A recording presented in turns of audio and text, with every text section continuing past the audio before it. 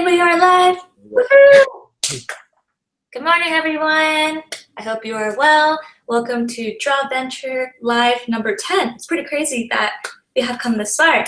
If you are new here to Drawventure and you're wondering what is Drawventure all about, Drawventure is a once-a-month art marathon, mainly on the first Saturday of every month in Central Time. For those who are watching in Australia or Japan, because I know you guys are out there, thank you for tuning in. So yes, art Drawventure actually started as a way for me to push myself to do more with my art in terms of issues I was having with my art.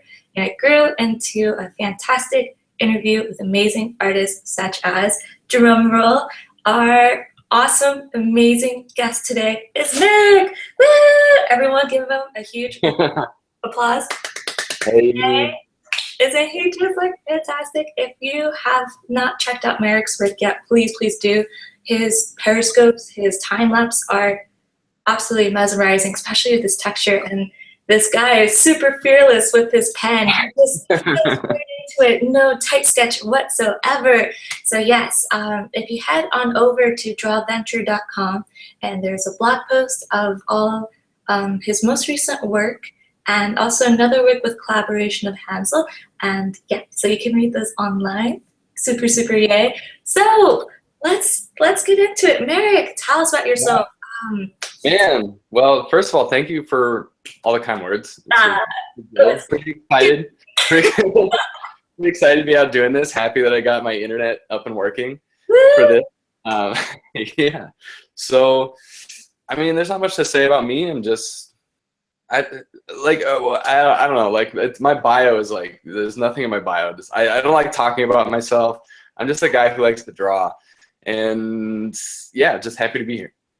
I love your bio though. It was so cool. It was like, I'm a dad, I'm an illustrator, and then it's like pushing pens around my desk, pretending to be busy. I'm like, oh man, that's so. I loved your bio. Yeah, that's pretty much, that's all you really need to know about me, I think. all the relevant information. Yeah, well, I think there's a lot about you. You're just not letting us in on it. But today we're gonna dig all the information about Marek. Sounds good. So, where are you currently located? Are you here in the States? Yeah. In the States, in California. Out in Antelope Valley, which is outside of LA a ways, like about an hour north.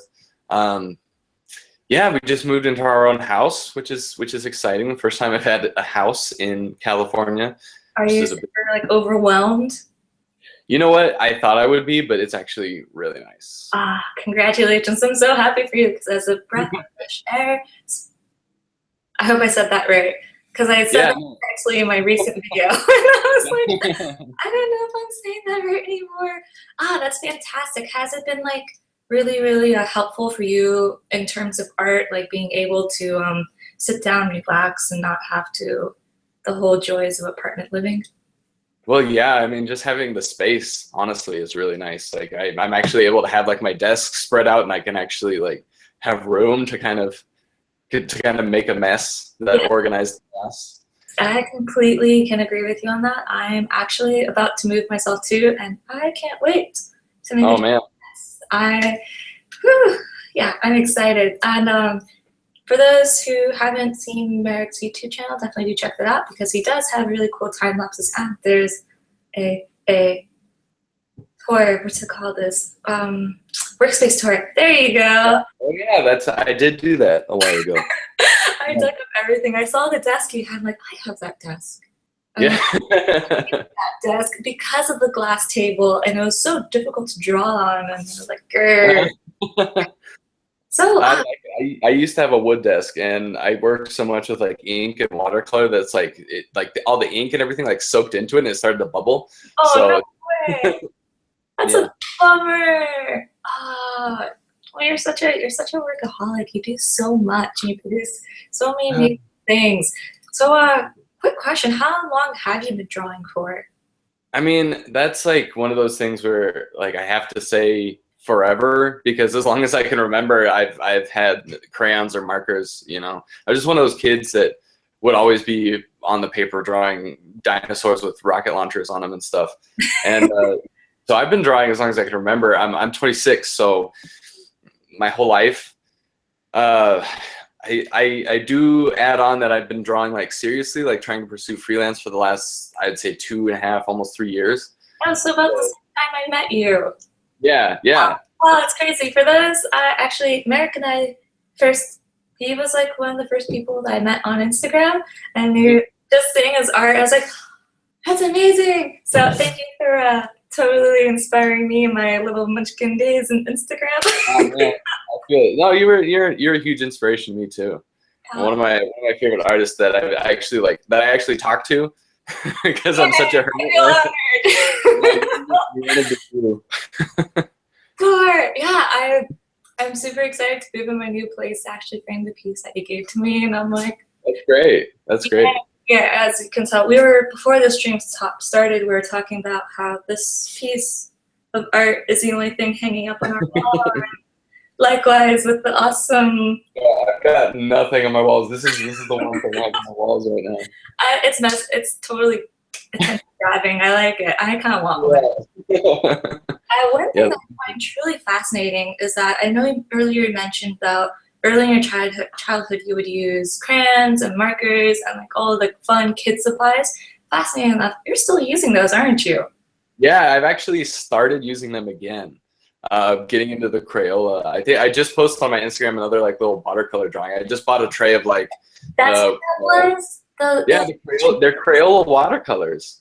Ah, okay, yeah. For those, definitely check out his Instagram because there's this little set of watercolors and they're so vibrant. And I'm like, I want those watercolors. So the Crayola up. I can't believe it. No, totally. Like I want to get like sponsored by Crayola because I've started using like the colored pencils and the crayons again. And I mean, yeah, when it comes to cheap art supplies like Crayola, you can buy a whole set of watercolors for $5, whereas you'd be spending a lot more on a more expensive brand. Yeah, absolutely. Have you do you believe that it's not really the art supply that makes the artist, but the skill of the artist? And that I do. I do believe that. I think that having a good quality art supply is good in certain situations and maybe not necessarily necessary in other situations. By no means do you have to have an expensive set of pens to be a good artist. Yeah. I went through that phase where I was buying like expensive fountain pens that were $40, $50, $60, and I ended up not really liking them that much. But some people may really enjoy them. Yeah, I kind of find that having the change of cheap art supplies and expensive art supplies is just, if it works, it works. And sometimes when it's cheaper, you feel a little bit, I can break this. I feel less awful for, using this like $50 pen. Oh, snap, I just broke the tip. Yeah. Yeah. I go through pens like crazy. I have like boxes and boxes of pens underneath my desk. Jealous. Now, quick question. Now, all your comics are done traditionally, right? Mm-hmm. How many? I've been wanting to like pick your brain about this for the longest time. So, for those who don't know, Marek does amazing comics, and he recently just released. Man, this is why I'm an artist, not. So please tell us about your recent creation. Man, yeah, Errant. I released the first issue I want to say in February, maybe January. I honestly can't remember. And it's been something I've worked on for a while since, it was known by another name as one of my web comics, and I kind of stopped doing it and rewrote it and rethought it, and I'm releasing it now as a digital comic on Gumroad. And I'm like, I feel super guilty because I'm about halfway through the second issue and like I haven't got it done yet, but I want to release it really soon. I've just been so busy, but it's been great. I'm one of those people that will start a project and get 8 pages in and then hate it and want to start over, and I do it all the time. But this is the first time I've actually felt like this is solid. This is what I want it to be, and I'm happy with it. Yeah, dude, the illustrations are just marvelous. The textures are they just pull you in, and it's just wow, like where did the concept of this comic come from? I know it was a webcomic. How different was it from the original webcomic? Super different. So, I mean, the storyline, I won't get into it because I can talk for hours about it. But the storyline was different. A lot of the characters are the same. The webcomic I was doing it in color, and it was great and it looks good, but it was taking me forever. But the concept originally has been something I've just been tossing around, and before it was a webcomic, I actually started out as another comic book project, and none of the characters were animals. That's a fun fact. Wow. But when I was first writing it, I was writing it to be set in like medieval Europe, which is if you read the comic, obviously is totally different from what it is, and all the characters were human. So I actually took a lot of characters and basically turned them into animals, and decided to do it a slightly more on like a fantasy route than being inspired in like real like medieval history. So that's like a fun fact, I guess. Ever want to go back to that setting, or are you pretty happy with the current setting now? You know, when I was writing it to actually be set in, because I was writing it as kind of like a historical, like kind of comic book, like it would be set in like an alternate historical timeline. So a lot of things were based on reality, and I did a lot of research into like medieval timelines and stuff. And it was fun, and I like doing that kind of world building stuff, but it was a lot of work trying to make it in existing history, like if that makes sense. So moving into more of a fantasy realm has taken some of the pressure off to make it believable. You know what I mean? Definitely did create, from like what I've seen so far, there's like a lot of previews, and it's just I do like the fantasy world you have going on. Would you say that comic creation requires a lot of extensive research that many actually don't talk about, because it's probably like, oh, comics, they happen like that. They appear out of thin air, and then once they're over, it's like smooth sailing. Like, from what I'm hearing is that there was some blips in the road. Oh yeah, I mean, just that one comic alone, I spent probably a good 2 years, like almost my entire time in art school, like developing this comic and like writing out storylines and world building before I even like started putting it on the internet. So I fully believe that everybody has their own process, and there's no right way to do things. But sometimes comics can require a lot of research.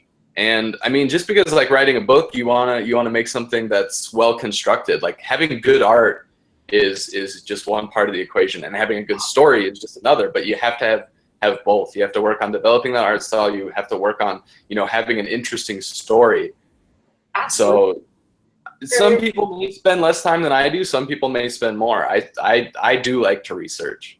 It's addicting. It's fun, and it's just like discovering a whole new world. For those who are interested in doing comics and our audience here today, what tips would you give them on actually a foundation, like creating a foundation for their story? Like what really helped you, other than research, just like made it all come together nicely? Yeah, research is good. The biggest thing for me is to do stuff that you really care about. Like I've worked on a lot of comic projects that, I thought like, oh, I want to make a story like this, or I want something to be like this, or it should be like this.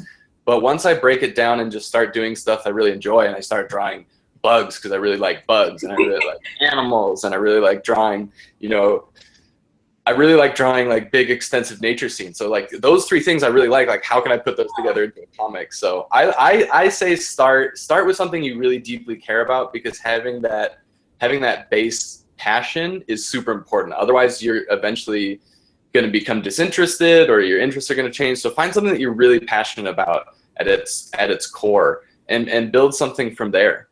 Yeah, that's like solid advice. And I feel many artists, including like I, do feel the pressures that we have to form into this pre-existing mold of this is what a comic is. And there is more than just one kind of like comic style, especially like European comics. It's just a completely different world. And it is, it's truly like eye-opening how much there is out there. And it's fun. I love it. It's true. Yeah. And I mean, you can't be limited by a certain expectation of what a comic should be. Because like you said, there's different genres and different styles already. But like we live in a day and age where, when you're online and you're putting something online for people to see, it doesn't matter. Like you don't have to fit into a certain niche. You just make whatever the heck you want to make, and people will enjoy it. And I gotta say, when we when we first met, we were both pretty much growing our Instagram fan base. And would you say being true to yourself really did accelerate the growth? Oh, definitely, definitely. I mean, I did spend a lot of time. I feel like, I want to say like wasting time, like doing things that I thought I should do as an artist. And that's kind of a hard thing to describe. But like, if you feel like, oh, well, if I want to draw comics, like I should be drawing in this certain style, or when I make comics, I should do it in this way because that's like the industry norm or something like that. And that's a really toxic way of thinking, because you're putting yourself in a box already. Yep. Where I have benefited from, and I still struggle with myself from time to time with doing stuff that's really true to me, and I do think that's really important. So what do you do to like help yourself remind yourself that it's okay to be you and that you don't have to do what other people expect out of you? Like, how do you stay true? I have this like big journal, and I use it for. It's about the most organized I get. I use it for writing down like addresses when I have commissions and like information that I need to know. But I actually have a series of pages in there that are like my advice to myself, which sounds really silly, but like I'll write out like the date and like if I have like something about a drawing that I really like, it's like, oh, when I did this drawing, like I drew in a certain way, or I like this subject matter, I'll write it down and be like, this was really good. Like keep doing this, And then I'll come back to read it later, and it's like validating. Oh, like I'm validating myself. I love your version way more than my version. Like, I'm kind of tempted to adopt your model. I do this thing every night called 3 Lessons and Gratitudes, where I go over, these are the 3 things that I learned today, and these are the 3 gratitudes that I wish to leave my day on a happy note. Like, hey, I'm really happy with that. I drew magma today and it didn't turn out like poop. Yeah. I love your idea so much more. It's so much less limits. I like it. Yeah, I'm just one of those people that like I have a hard time organizing myself. So like if I don't write it down, I'll never remember it. Yeah. Do you have like so how do you manage writing comics? Because that's a lot of work. Like do you have like set goals or timeline that like I have to do this done by this day, or because I know you're a dad and that's a lot of work. It is a lot. It's really hard, especially in the situation I'm in, where I don't always have a set amount of time to work. I kind of have to it's hard to set like deadlines. When I was doing the webcomic, I was like, okay, well, I'm doing 1 page a week, and I would always find that I would get down to the last day, like the night before, trying to get this page up. And I think actually kind of in the opposite vein, removing some of those like self-imposed deadlines have kind of actually helped me, because I don't feel like I'm rushing, and like as much as I want to like keep getting issues out in a regular fashion, I feel like the issues are stronger now that I'm kind of not rushing myself, if that makes sense. Yeah, no, that totally makes sense. And I can totally relate to that. And it's like, you do want more control over the production of your artwork, but at the same time, so much control can just suck out the creativity and just make it daunting. And not that it's bad to set guidelines, but like be easy. I'd say if I were to condense that ramble into any like one nugget of advice, it'd be like, go easy on yourself. Yeah. Don't kill yourself trying to make deadlines. Set reasonable goals. Yes. So, if you set unreasonable goals, if you think you're gonna sit down like Tezuka or somebody like that, like some of those like old like manga artists that did like Dragon Ball Z and stuff like that would sit down and like get 3 hours of sleep a night and just kill themselves. Those guys die at like 65. So don't do that. Oh no, yeah, I've been hearing that a lot from artist friends in the community, saying like learning to balance both your life and art is very critical. So how do you do that? Like, how do you manage to step away from art? And is family like a good help in that? Oh, definitely. And I mean, I think what's really important to remember is that being an artist is more than just having a pen on paper. Like, to get better at drawing, you have to draw, true. Yes. You can get artistic knowledge from real world experiences, and that's how I think about it. I don't think about time that I'm not at my desk drawing as time that I'm not drawing. I think of it as time that I'm building real world experience and gaining inspiration from that. And spending time with my family is never, it's always like an escape. Like I don't feel pressured to like create or anything like that. I can just kind of like live my life and enjoy it. So yeah, I mean, it's important. And like the same thing would go for like spending time with friends. Like don't feel like you have to be a hermit at your desk all the time, because you don't. You can go out with your friends and have fun and gain experiences that way. And that's a great way to build ideas for stories. And, you know, sometimes you have a conversation with your friends that you're like, oh man, that would be a good dialogue to like write in my story or something like that. So yeah, no, like we have to live life in order to tell a story about life. And actually, that leads to a question. Ladies and gentlemen, if you are new here or that you're not sure how Drawventure works, we do accept questions via Google Hangout. There is a Q&A box, and you're more than welcome to submit. And we do have our first question from Stephanie, and this relates to what we were just discussing. And her question is, what do you recommend for someone who wants to build a world for comic? Research. And yeah, research. So I'm a character artist for sure. So when I started my story, I started with an idea for a character.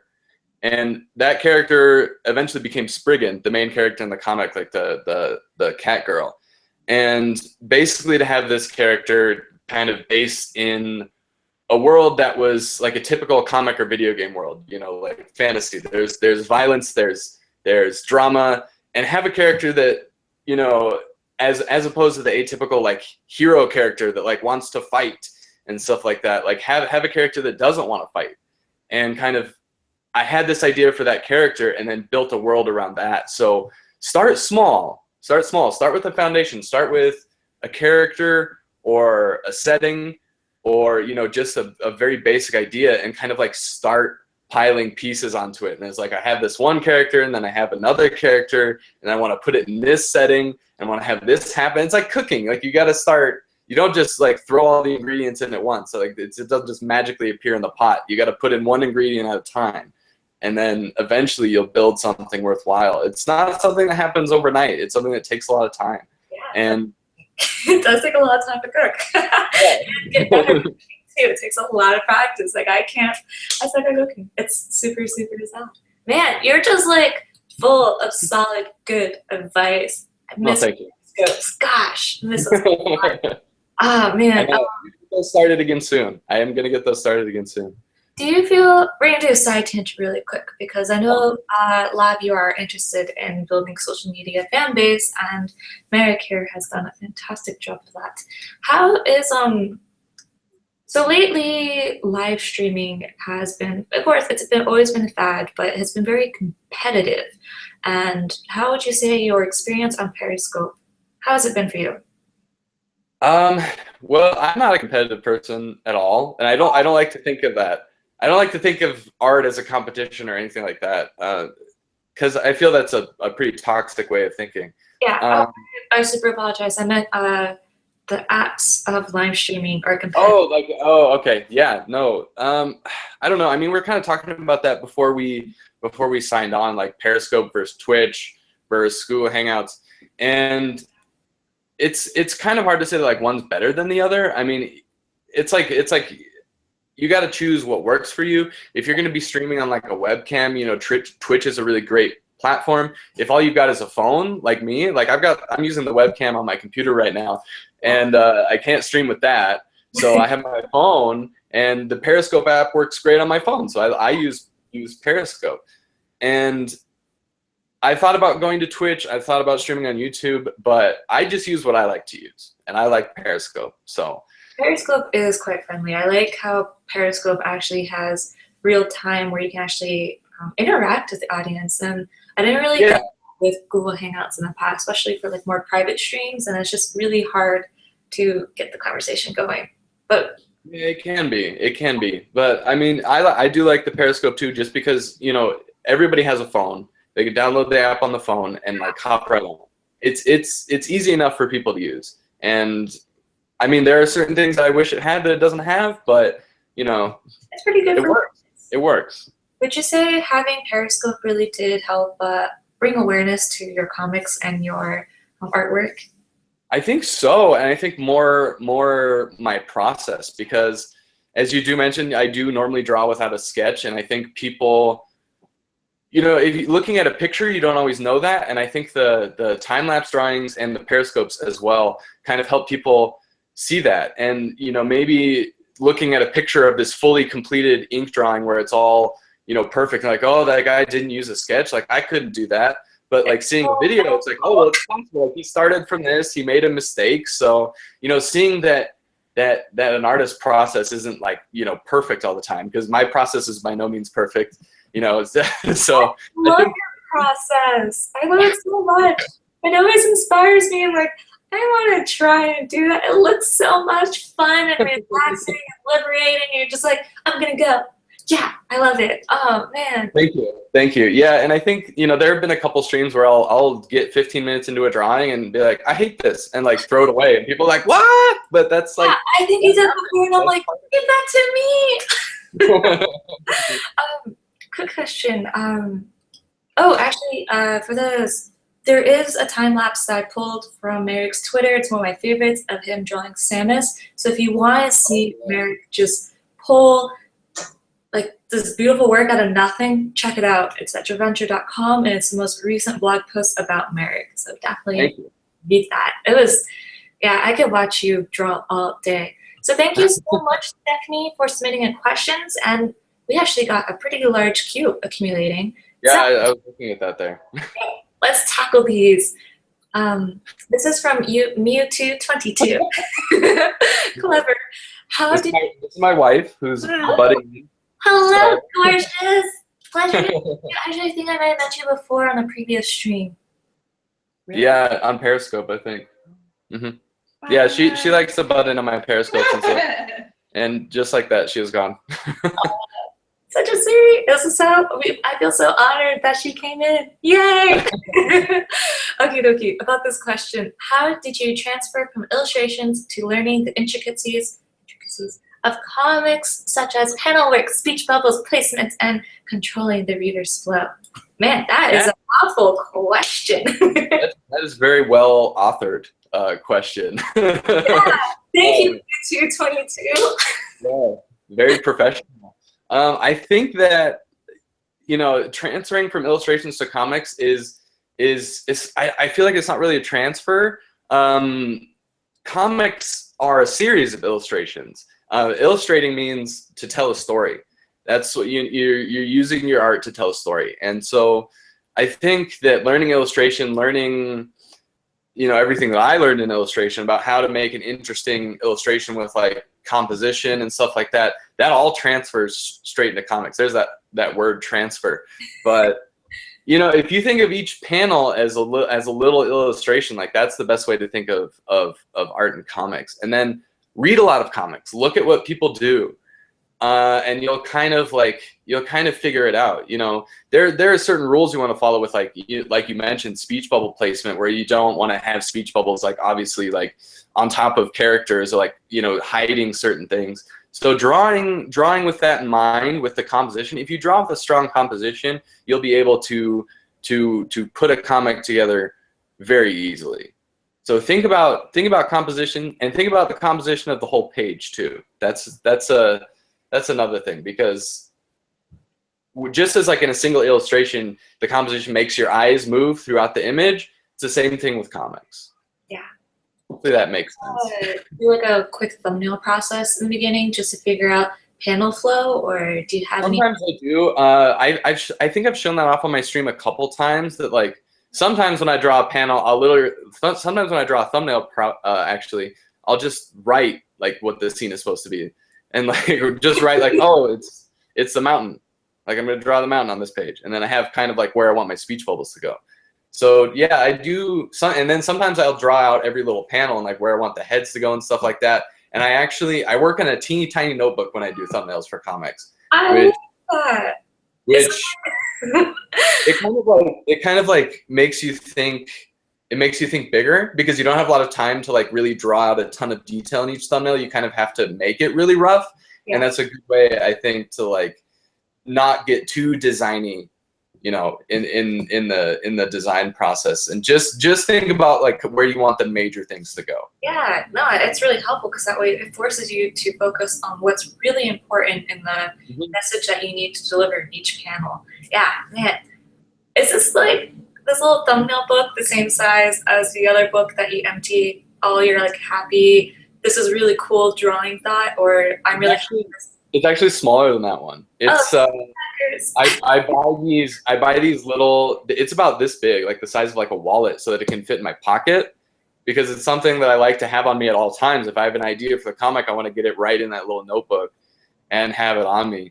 I buy these little like weatherproof notebooks, the ones that have like, if they get wet, they don't, the paper doesn't deteriorate. They're called like Right in the Rain or something like that. Right in the Rain. Okay. Yeah, and they're great because I actually that down and leave that in the description after the show, because that's a really cool tip.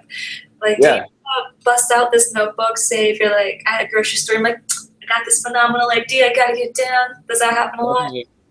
Yeah, it does. It happens quite a bit, because I used to actually put notes on my phone, but then like my phone died and I lost all of them. So having this notebook and having one that's indestructible at that, because I put it through the washing machine once and it wasn't completely destroyed. So that was like having an indestructible notebook is almost essential to my lifestyle.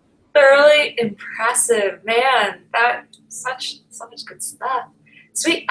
So Mewtwo22, thank you so much for submitting questions.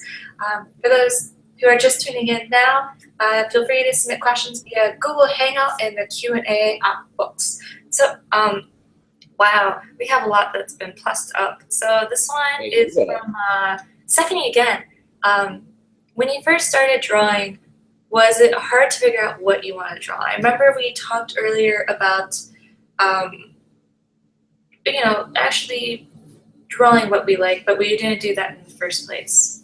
Yeah, so it was hard to figure out exactly what I wanted, because I did have conceptions about what I should be drawing, or what, you know, would or wouldn't work with what I wanted to do. And it was hard. I mean, it took me a good couple of years to finally be like, okay, like you just need to do what you want. And it took a lot of failed comics, you know, that I would start and get like 8 pages in and be like, like I'm not really feeling this anymore. And I'd say I probably have like well over like half a dozen projects that I've started that nobody's ever seen because I get tired of it. So it was hard, but if I could give any advice, is just to be like, cut all that crap now and just do what you like to do. Because there's an audience for everything, and if you do what you want to do, people will come and they'll enjoy it all the more. If you do something that you feel like you should do, or you have this conception about what your project should be, then you're not going to enjoy it as much. I'm incredibly curious, because I'm sure others are curious. What kind of styles or what topics or genres did you really feel pressured that you had to be? There was typical Marvel and DC had like action-y and muscles. Yeah, and I think one of the biggest things, and it's super strange, is that I felt a pressure to draw like human characters, and I don't know exactly where that came from, you know. But when I was like writing this comic and they were all human characters at the beginning, I kind of had this like weird epiphany where it's like, why can't I make them whatever I want them to be? Why can't they be insects, or why can't they be animals? And I don't know where it really came from, but I had this conception that I should be drawing human characters, and I wasn't like, why? Yeah. It's fascinating how you do mention that, because following you on Instagram, I have seen the transition, and it's definitely more passion and more interest in the work as you draw the things that you really like, and it becomes more organic, and the flow, especially with all the nature elements that you have been incorporating. And it's truly amazing to see all of this happen, and it's a true honor to see this process, and it's a great time to be alive. I'm getting all red. Sorry. Okie dokie. So, Stephanie, thank you so much for submitting your questions. I I'm so sorry. I'm like blind as a bat. I need new glasses. Okie dokie. This is from Sweet Pea Lee. That's so cute. I struggle with the pose of my illustrations. Is there any tips you could give on how to make poses more symmetrical? Cool. Well, to answer that, I'll give you a little bit of my background. I did go to art school, and I feel like we're going to talk about that later. But I did, and that was another thing that I kind of like talk into, or like kind of hook it into the previous question. When I was in art school and I was taking an illustration course, I was learning how to draw realism. I was learning how to draw photorealism, and that was another thing that like I kind of got away from, is I felt that I had to draw realistically, like draw realistic humans. I know if you guys have seen my work lately, it's a lot of like big-eyed, no-nose, stylized people. I like it. My background is drawing realistic. I did a lot of figure drawing, and to tie it now into this question, figure drawing is 100% what like helped me learn how to do poses and stuff, and learn how to do organic poses. And I did it for years, like almost 3 years I did figure drawing.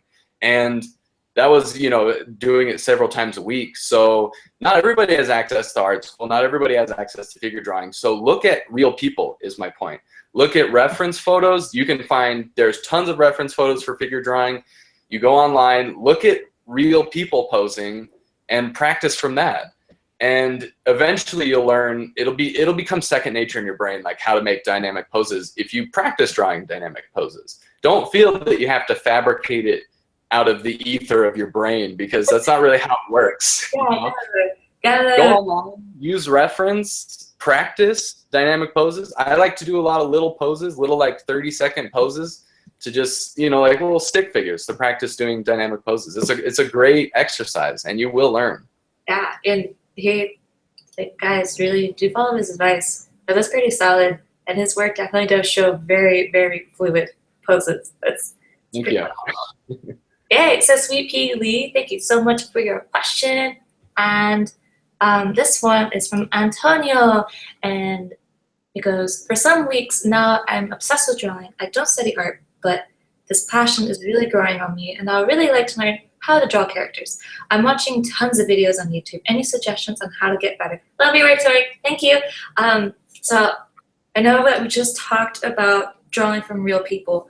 Do you have like any fun books that like, this is your golden Bible, like this is what keeps you going?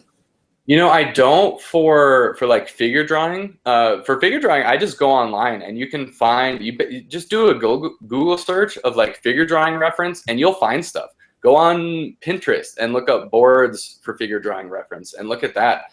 I do have some books of artists I like Ashley Wood and a couple other artists. And then I have like these old anatomy books. You guys probably know from my work that I draw a lot of like gore and stuff. And I look at old school anatomy books, and if you're just getting into drawing, like I was saying with the last question, like look at reference. Like if you like drawing cars, look at reference of cars. Look up other artists that draw cars, and surround yourself with stuff that inspires you. And I think that like you said, like watching videos and following people on Instagram and Twitter and stuff, artists that you like and you look up to, can really help your motivation, and just get on there and draw. Just put your pen to the paper and draw. Do it every day, and you'll get better. It's something that takes time, but that's what you gotta do. Just do it. It does take a long time. Yeah. It doesn't happen overnight, that's for sure. Because sometimes I wish it does, just a little bit. Yeah, that would be nice. Yeah, make her just like, I would like to all of a sudden have this newfound skill, so then I can just do something else, just accelerate the growth. Yeah, it is those big dreams. I feel it's a fairly common thing with artists who can just like make things happen faster. Yeah, it's like, I just want to experience more. Okie dokie. This is from Royal Knight with a funny life. Oh, I see that. Nice. Yeah. His question is, how do you choose colors and palettes? Oops, I butchered that. How do you choose colors and color palettes for a character? I'm curious about that too. Uh, I feel like this is going to be a super disappointing answer, but I kind of try not to think about it. Disappointing. I normally try to start with one color, like start a color that I like, oh, like I'll pick up a colored pencil, be like, I'm really feeling this like neon pink right now. And, and that's pretty much like as much as I do. I mean, I use a lot of basic ideas with, you know, the color wheel and complementary colors and stuff like that. It's all really basic stuff that you look it up on Wikipedia and you'll start to get it. So I kind of try to do it on the fly and like just do things that look good together and that are going to make a drawing look good rather than trying to design it too heavily. I kind of try to just go with my gut. As much of a non-answer as that is, that's my answer. But yeah, like I think all the main foundation of everything we have been discussing is pretty much learning the basics and learning what you like, and pretty much that is your indicator of what you choose. And I can relate on that neon pencil, that pink one in particular, has been It's like great. it's addicting, and it's like bam, pop color. Let's just get some jazzy, fun, thrilling stuff in this piece. Yeah, I can completely understand that. One curiosity question I do have for you to relate back to this color palette question. Do you pre-establish a color palette for your comics? Like, do you have like a color story that you know it's going to start off with, like, let's say a bright, cool blue, and it'll transition to like violent reds and then dark purples? Like, do you think about these things when you do comics? Not really.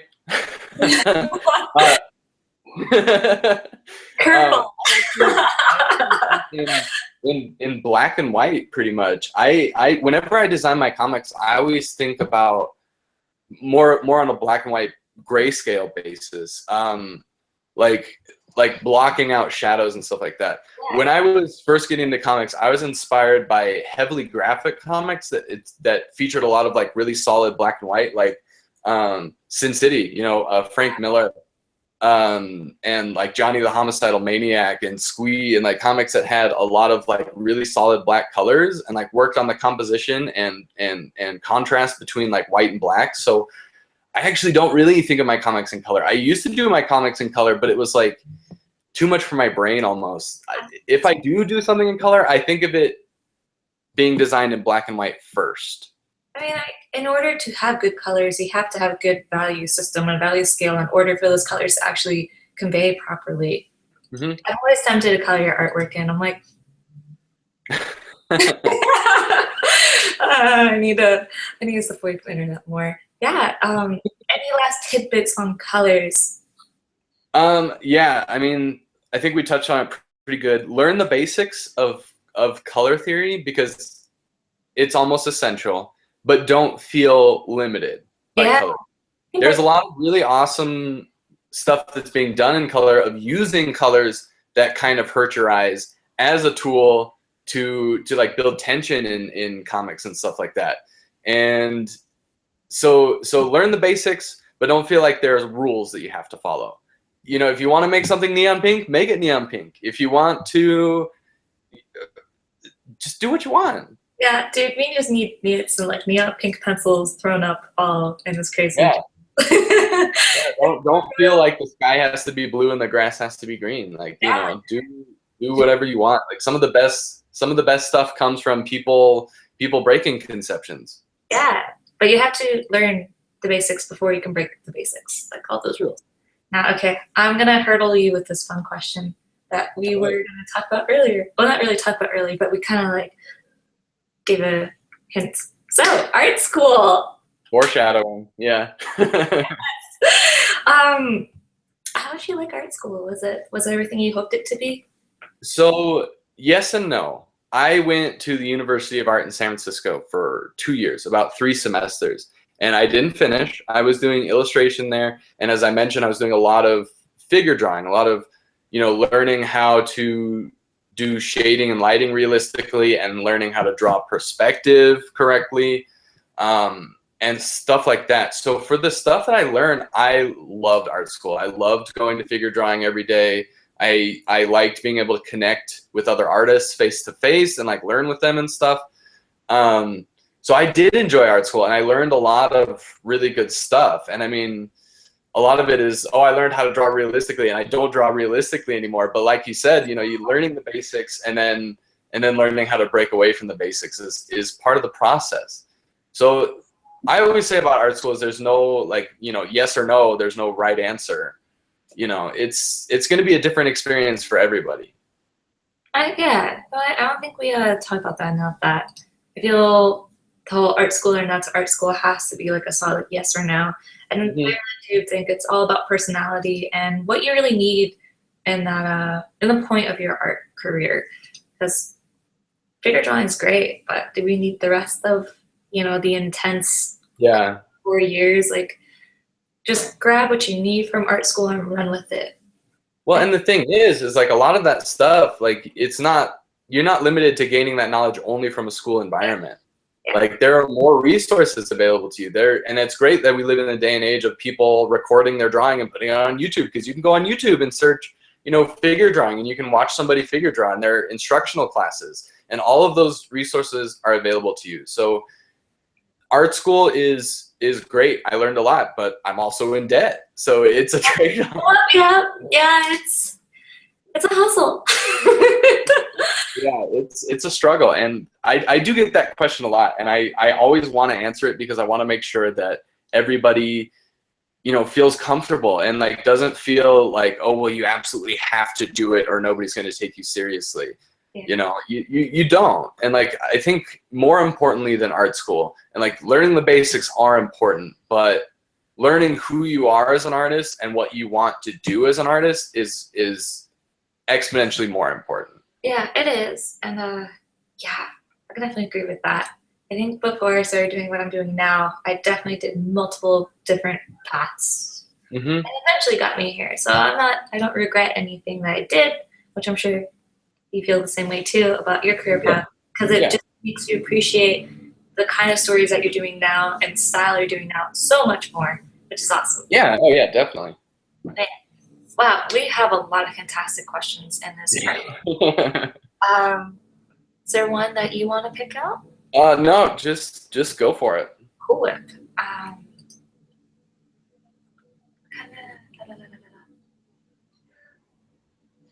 Okay, I'm curious about this one too.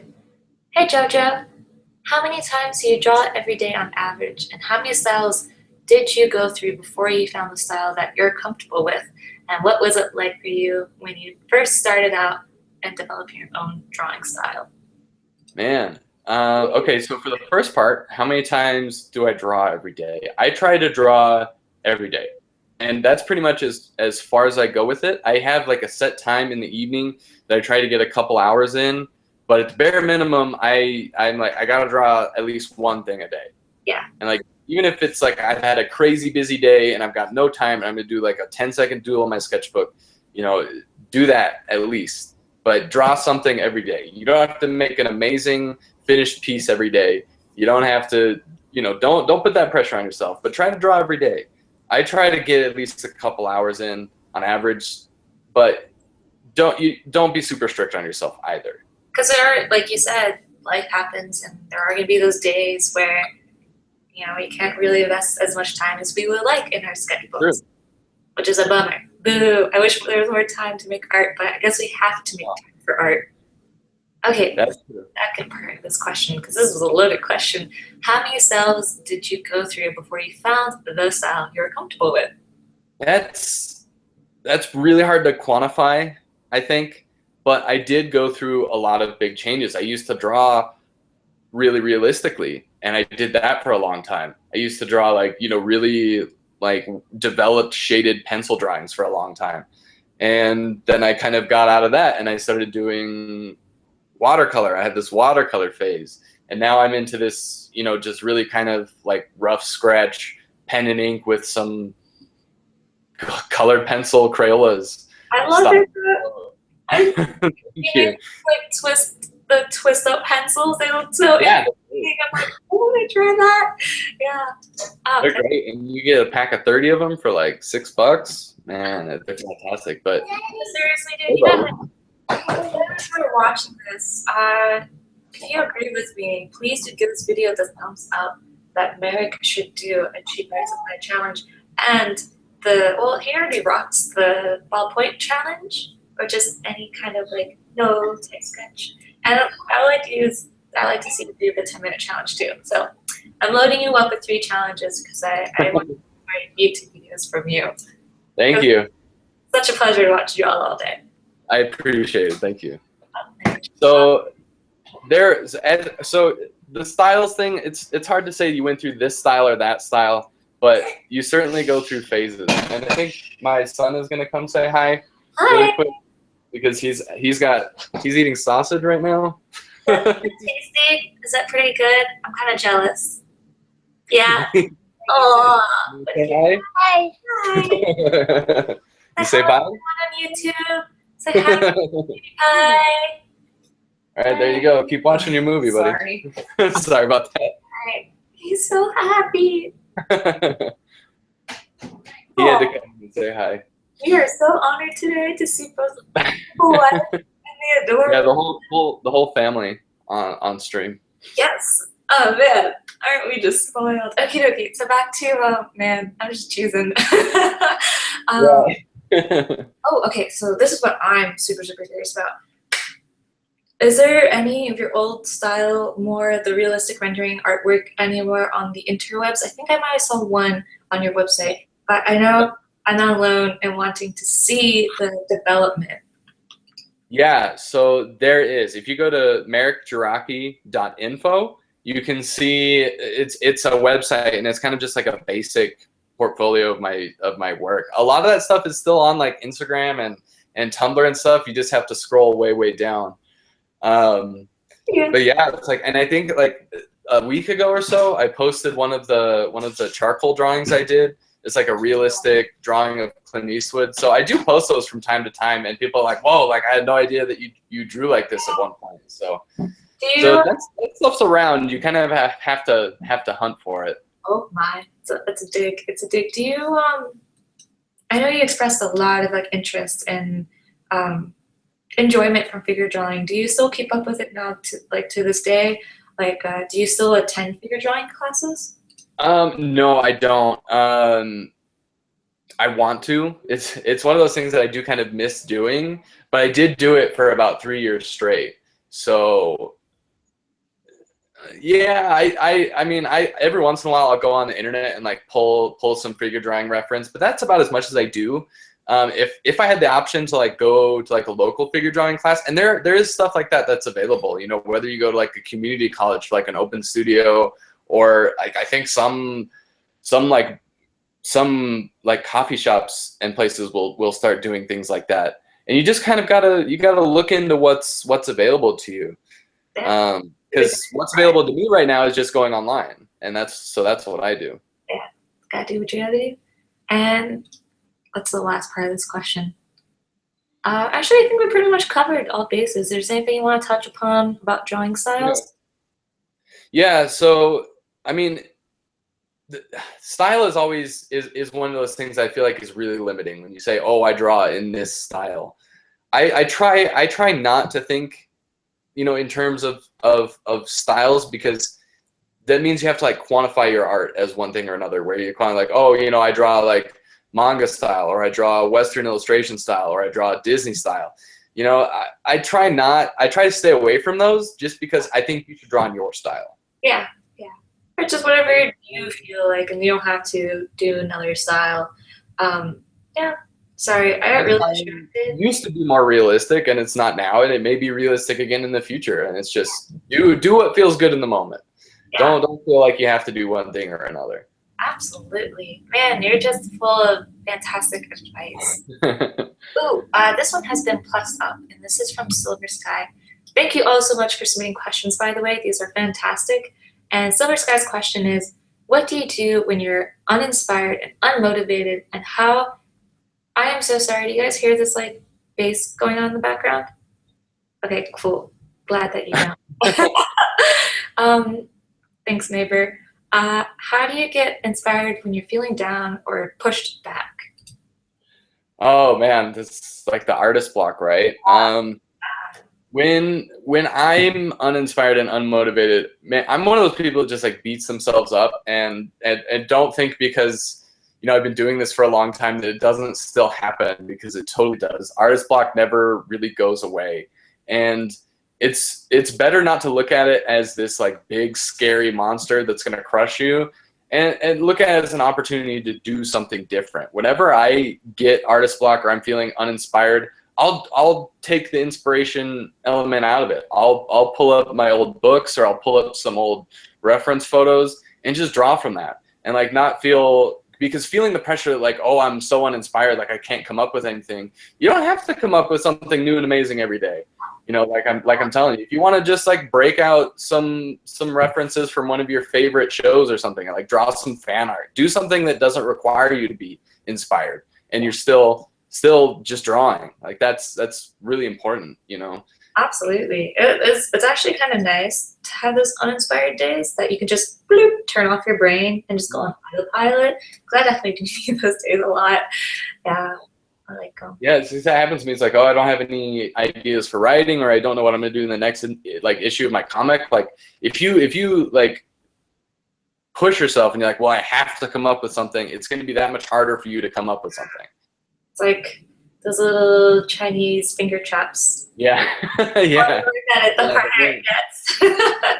Yeah. You just gotta relax and just, yeah. Had a moment with your art where you're uninspired, and then you're just, you know, you're relaxing, but you're trying to relax and not push yourself to do something phenomenal. Do you ever find yourself in those moments something great does come out of it? Oh, absolutely. Absolutely. I think that's when you have some of your best like aha moments as an artist, where you're like, wow, you know, like I did something really cool because I thought outside of the box, you know. Yeah, I mean, having moments like that pretty regularly. When I first started using like Crayola pencils, I was trying to find a colored pencil that I like, and I was, you know, ordering samples of all these different brands because like I want to draw colored pencils again, and I got really frustrated, and I was like, screw it, like I'm just gonna go buy like a cheap pack of colored pencils and see how they do, and I loved them. So that was like my frustration leading to something new that I ended up really enjoying. And so yeah, I do think that great things can come out of that frustration. You just kind of you have to know how to get around it. Yeah, it does take a lot of practice. It does. In the beginning, would you say that you had a lot of hard moments of getting through those frustrating moments, and now you're like a pro, and like I can roll with the punches a little better?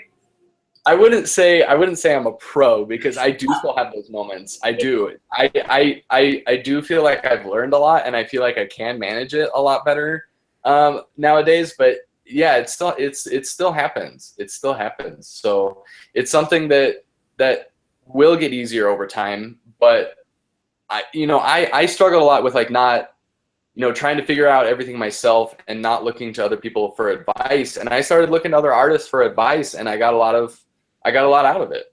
And would you say this is like via Twitter and Instagram, or? Yeah, and yeah, I mean, social media is great because you can connect with people who you really respect as artists. And one of my favorite artists, you're probably familiar with him, Jake Wyatt.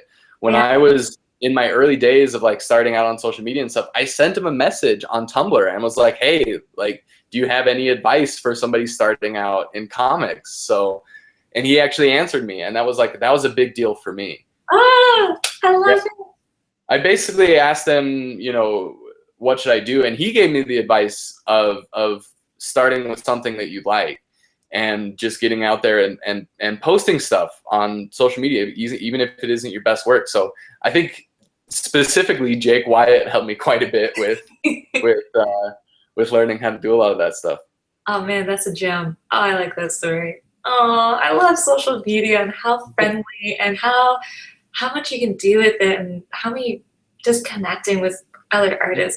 That's just great. I love it. Oh man. Okay. Wow. So we definitely did hash out that question. Thank you so much, Silver Sky. I almost said Skylar Sky. Yeah, reading backwards. Oh, this was a good question, because I know we have a lot of students in our audience today. How can you study and at the same time draw? Um, I I guess feel, go for it. oh, sorry. I feel like you're talking about like going to school for something other than drawing and drawing at the same time. So that's kind of how I'm taking that question. Yeah, after I read that. So I guess we can answer learning to draw and making time to draw, maybe? Yeah. So I think that you just have to make time. Like there's always going to be time. There's 24 hours in a day, and like you're going to sleep a good chunk of it, and you're going to do other things. You got to find time in your schedule to do it. And like I said, you don't have to devote 4 hours a day. Like that's a lot of pressure. Like 15 minutes. It may be kind of crude, but one thing I recommend to people is drawing while you're on the toilet. Oh, that's impressive. If you can't find time to draw, then draw while you're on the toilet. Keep a sketchbook in your bathroom or like a journal or something, and just doodle. Doodle while you're on the phone. You're quite impressive with where you bring your sketchbooks and taking notes. That takes mad skill. I have a fear of bringing anything anywhere close to a bathroom, but you're just breaking all boundaries. And I mean, you gotta do it sometime, right? And I mean, I think the biggest thing is don't try to put pressure on yourself and feel like you have to draw 4 hours a day or even an hour a day. If you're at school and you come home from school and you're tired and you don't want to draw, don't try to make yourself draw. Like take a nap or play video games and recharge your batteries, and then draw for 30 minutes before you go to bed. Yeah, and I definitely would like to highlight the point that you mentioned about there's only 24 hours a day. We all have 24 hours in a day, and it's really up to you how you choose to utilize those hours. And if you really want it, you have to make something out of it. Yeah, Beyonce only has 24 hours in the day too. So yeah. We all. I saw that. There's like a meme or something that I saw. It was like Beyonce only has 24 hours in the day, but it's true. Yeah, it's really remarkable to see what you can do with all that time, or little. Mm-hmm. It all just depends. Like if you see it as like I only have this much time, or I have this much time. So just have fun. Twist that perspective. Mm-hmm. Man, okay, drawing. Okay, so this has been plussed up a lot. So this is from Joe. His question is, I just finished my sketchbook like a week ago and I want to get a new one, but I have no idea what's good. I live in a very remote area, so it'd be very cool if I could order it on Amazon. Basically, any sketchbook recommendations. I'm curious because I want some sketchbooks too. That's a great question. And I'm happy to say that I order my sketchbooks on Amazon too. Yeah. My two favorite, what I'm using right now is the Moleskine Art Plus, and that's like they redesigned the Moleskine sketchbook to have a little bit more durable pages, and that's a great sketchbook. It's a little bit on the spendy side. They're about, I can find them for between $14 to $20, and you can get those on Amazon. And it's a nice sketchbook if you like something that's high quality. It has like a little elastic band and a little bookmark so you can keep it closed. It's a really, it feels good. It's definitely worth the money. Other ones that I've used are Stillman & Birn, and that's Stillbirn, or Stillman, Stillman, and Birn, Birn. Sorry, that was. Okay. Yeah, no, here's about it. Yeah, Amazon. That's a great brand that you can find on Amazon as well, and one that I like to use. If you go to a lot of these companies like Canson or Stillman & Birn and ask them for like paper samples, they'll send it to you. Oh. So if you're looking for like a sketchbook that handles watercolor really well, try to find paper samples before you invest in something that you don't know if it's going to work or not. Yeah.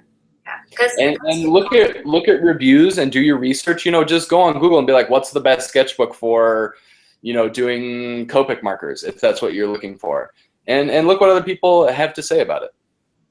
It's interesting. I definitely do like watching video reviews because they're just so addicting. And it's been like my personal fun project is doing reviews at the moment because I like collecting art supplies. It's weird. Like you said, it's just kind of fun to get something new, and it's like a new fun to it. No, it totally is. Yeah. All right. I'll definitely leave his suggestions in the comment below after the show is over, so that way we can all try out Marek's favorite sketchbooks. Yeah. Oh, so much. I can't wait to try out that second one. I'm actually currently using their moleskin ones at the moment, but I find it interesting that you do like the paper change. I don't. Oh yeah, I like it for ballpoint pen because it's Yeah. really smooth and a little bit thicker. So and that's just the thing is like some sketchbooks will work really well for some mediums and not for others. Maybe I just got like a dud book. Yeah, maybe. I'm just gonna order another one again because I love moleskin. I've been using this for way too long. Yeah, I used them for a while and then I stopped using them for about a year and now I just started using them again. It's like you said, it just feels really good in your hands. Like it just feels like a beautiful sketchbook that you want to create more. I don't know. Yeah, definitely. Okie dokie. We have, I don't know how to say this. I'm not gonna try. Sorry, dude. Okie dokie. So the question is, I have been drawing in pencil now and I want to start working with colors, but I have no idea what to use and I don't have the money for a crazy amount of pencils, paint, let alone Copic markers. Do you have some basic recommendation for starting with color? Well, Marek, you're doing some pretty cool things with that Crayola color palette. Crayola, man, check it out. I use the Crayola colored pencils, the twistable colored pencils, the twistable crayons also, and the watercolors. And I mean, like I said, I got a pan of it's like 20 different colors and it was $5 at Michael's. So you don't need to spend a lot of money. You really don't. So jump into a pack of Crayola colored pencils. They're great. Jump into some cheap watercolors. You know, just start trying stuff and experiment and see what you like. You can get like off-brand like technical pens and they work just as well as like an expensive like Stapler or something like that, you know. So I recommend Crayola. I feel like I should have a sponsorship because I'm always plugging them. But your magic. Oh man, that palette was so beautiful on your Instagram. I was like, those colors, delicious. Yeah, those have the last couple things I post on Instagram have been all the Crayola watercolors. Yeah, so they work great. And head over to Marek's Instagram if you want to see all these awesome cheap art supplies. And yeah, for sure. It's awesome. It is super awesome, man. So any other points you would like to add to the basic recommendations for starting with color question? Yeah, I'd say if you like markers, check out what are they called? They're like Prismacolor markers. They're like the Copic markers, but they're a little bit cheaper. If you're looking to buy like a big set of markers like that, I'd use the Prismacolor ones, and I've had a set of them for like I don't know 4 years or something like that, 4 or 5 years, and I still have most of them. Like I've only had a couple of them die on me. So look for a supply that you want to use. Don't spend a ton of money before you know for sure if you're gonna like something. Yeah, if that makes sense. Because like I don't want to rag on expensive art supplies like Winsor Newton paints or Copic markers because they're great. But if you spend a ton of money on it and it turns out you don't like it, you're kind of out of luck. Yeah, you gotta be serious first. And I believe check out some art stores in your local area, especially Plaza Art or Jerry Autoramas, because they do demos on various art supplies. So if you're kind of curious about watercolors or like new like Copic markers demos or concept dual tip markers made by Jerry Autoramas, you can try these, first time. I don't know the term I'm looking for, but yes. So definitely look them up because they have a lot of classes that you can experiment with these tools. And like Marek said, it is expensive. It does add up quite quickly. Like these Copic marker sets, they're just, yay, why? And you know what? Lately I've been They are fantastic though. They do, and I love how vibrant they are. It's just something you really have to be serious about. Okie dokie. Well, thank you so much for your input. Oh, this is a great question. I hope I say your name right. It looks really pretty. Michaela? Sophia? Wow, that has a really nice ring to it. Okay, the third question is, I have been an artist for a long time, but only now am I starting to try to get into the business side of selling my art. As someone who just starting off, what is your advice for someone trying to set themselves apart from the others and just starting out again? I mean, it can be hard. And trying to set yourself apart is something that's really tough.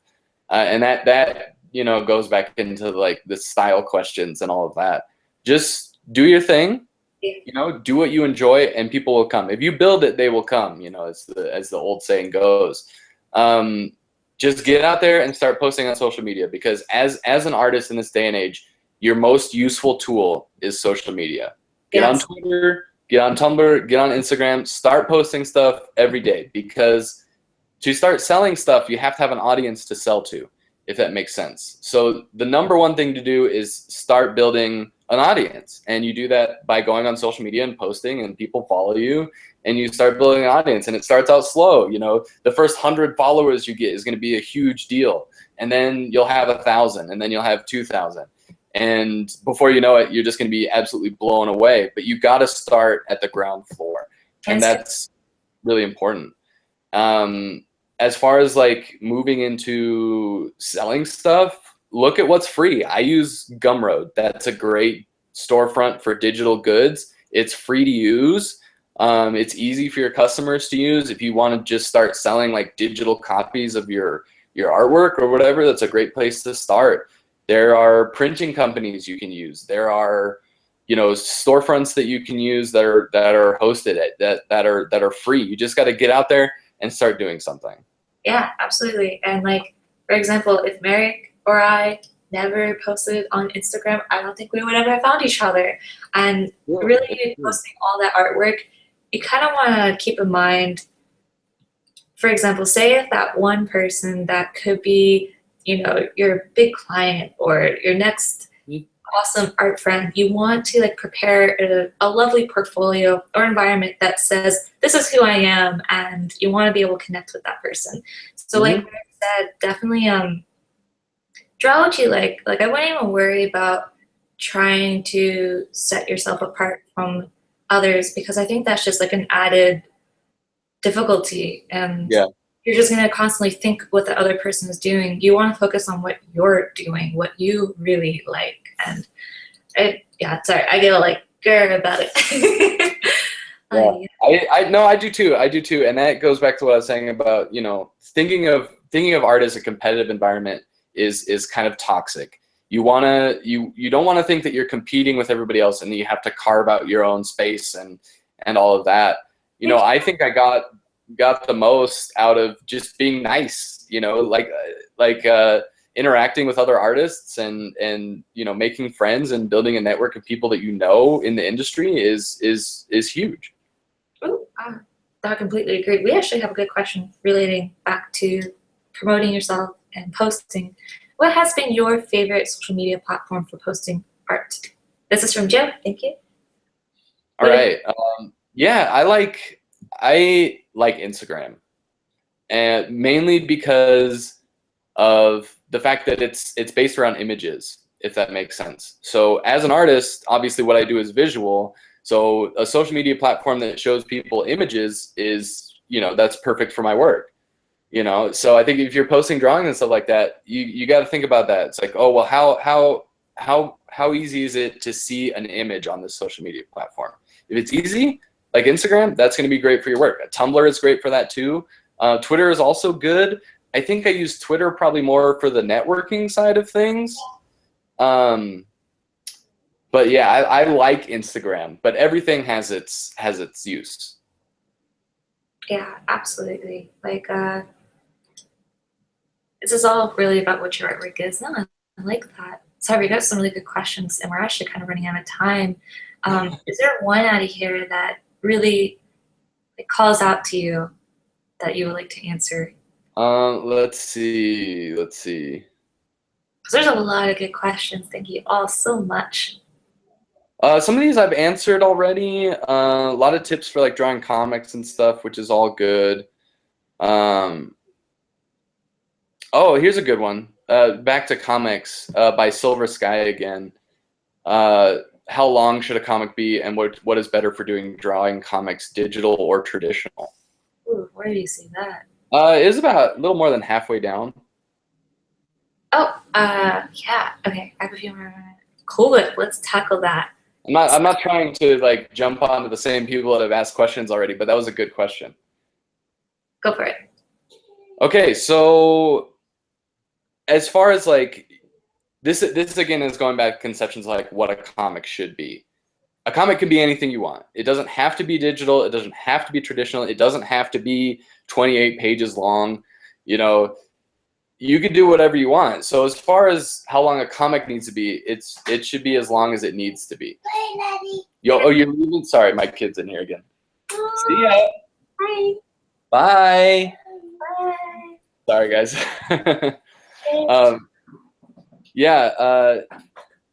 It's do whatever you want it to be, basically. As far as digital versus traditional, I draw my comics 100% traditional because that's what I like to do. If you like doing comics digitally, which I've tried and not liked it, but if that's what you like, then do that. I think that everything has its place. And again, going back to, there's not one right way to do things. There's your way, and you should do it that way. If you like using digital, go for it. If you want to do it all traditional and do everything on paper, then just scan it. More power to you. Such fantastic words of wisdom. You're just full of like all sorts of goodies and gems. Jeez, the world needs more people like you, Marek. Oh, that's too kind. Too kind. Okie dokie. This is so sad that there's so many good questions and we're actually kind of out of time. So I'm gonna squeeze one more in. One more in. I am so Yeah, I got time for a couple more. You know, it's up to you. So.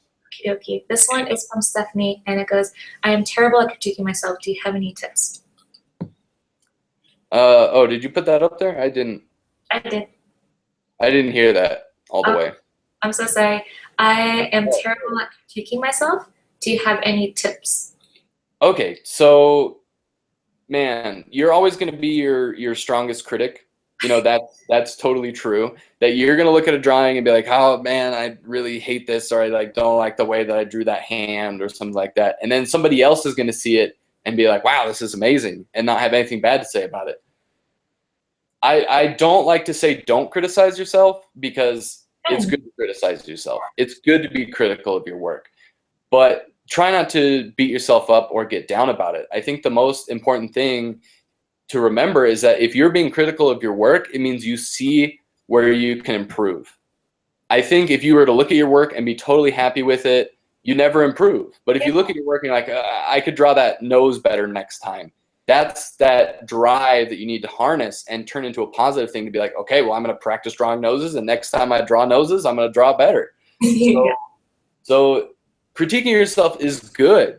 Just go easy on yourself and try to think about it in a positive way, because each drawing you complete, regardless of how you feel about it, whether you think it's good or it's bad, is one step in the ladder of becoming a better artist and growing as an artist.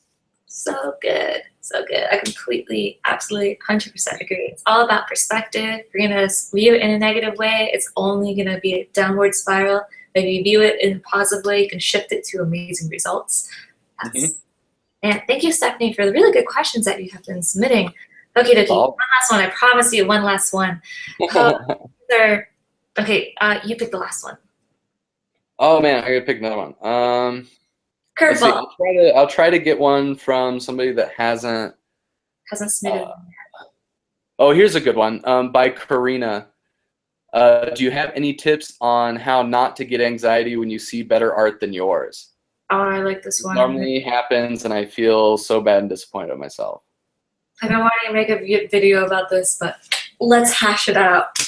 So this is kind of relating to what I was just talking about, but it's another way of just trying to be positive, because if you look at artists that have been doing what they do for 10, 20 years, and they're, you know, making money and they're successful as an artist, and think, why am I not that? You're gonna get stuck in a hole, and it's really hard to get out of that hole. So try to look at it in a positive way. You know, say, well, this person is doing this and they're successful. That means I can do it too. You know, the best artists don't get into drawing in their first year and become successful. That's not how it works. You know, comics is a great example that a lot of people in comics and animation, they're not successful and making money and putting out these big projects until they're 30, 40, 50 years old. You know, don't feel like you have to be the best artist you can be today, because that's not how it's going to work. Every day is a learning process, and you'll grow every day. But you know, I feel like recurring theme is it doesn't happen overnight. So you really have to just see these other artists as a goal that's attainable, because somebody else is doing it means you can do it too. So practice, work hard, and you'll get to where you want to go. Gosh, I wish I'm gonna like, that is a beautiful golden nugget that totally beautifully said. Wow, phenomenal. Love it. Man, I'm so happy that you're our special guest here on Drawventure. Yeah, this has been great. And Karina, thank you so much for submitting questions. Man, this has just been oodles of joy. If you're out there watching us today having lots of fun too, please do give this live stream the thumbs up. And don't forget to leave a comment below about what was your favorite part. And in addition, since we are wrapping up on our show, it's been such a good show. I had a lot of fun. It was a lot of fun. Okay. For our viewers today who are participating in Drawventure, the once-a-month art marathon, where they challenge themselves to draw something that they're uncomfortable with, may it be hands, faces, poses, drawing animals, whatever it may be, but today they're going to face that fear and do it. What words of advice would you give to these aspiring artists so they can move forward today with your words of wisdom? Have fun. Have fun. Yeah. I think that's the most important thing, like, ever in art, is to have fun. If you're not having fun, like, why are you doing it? So draw something that you really want to draw. You know, take steps. You know, push yourself out of your comfort zone, but have fun while doing it. Don't kill yourself. Art should be fun. It should be happy. So have fun. Shucks. Well, I don't think we hear that enough. We really don't. Man, thank you so much, Marek. For those who have tuned in very late, you can find out more information about Marek at drawventure.com, where you can see a time lapse of his Samus piece, along with another recent works in collaboration with Hansel, and the whole comic is online, so you can read it. And it's called Mother Made Us to Die, right? Yes, yeah, that's the one I did with Hansel. Yes, he is fantastic. In addition, you can also see his Gumroad shop, so please do head over to drawventure.com, check out the first post. Please do let me know what you think about today's episode, and please do give a round of applause to Marek for being an incredibly, I'm just so happy that I can watch straight. Thank you. Yeah, I had a great time. Man, shucks. So don't forget, and one last thing. There is a newsletter that you can sign up for at drawventure.com, so that way you know in the future who is going to be our special guest, and hopefully more goodies. So until next time, y'all keep on drawing. Yeah. On Drawventure. Thank you, Marek. It's just, man, I am super inspired. You have done amazing things. Thank you so much. Thank you. Yeah, it's my pleasure. My pleasure.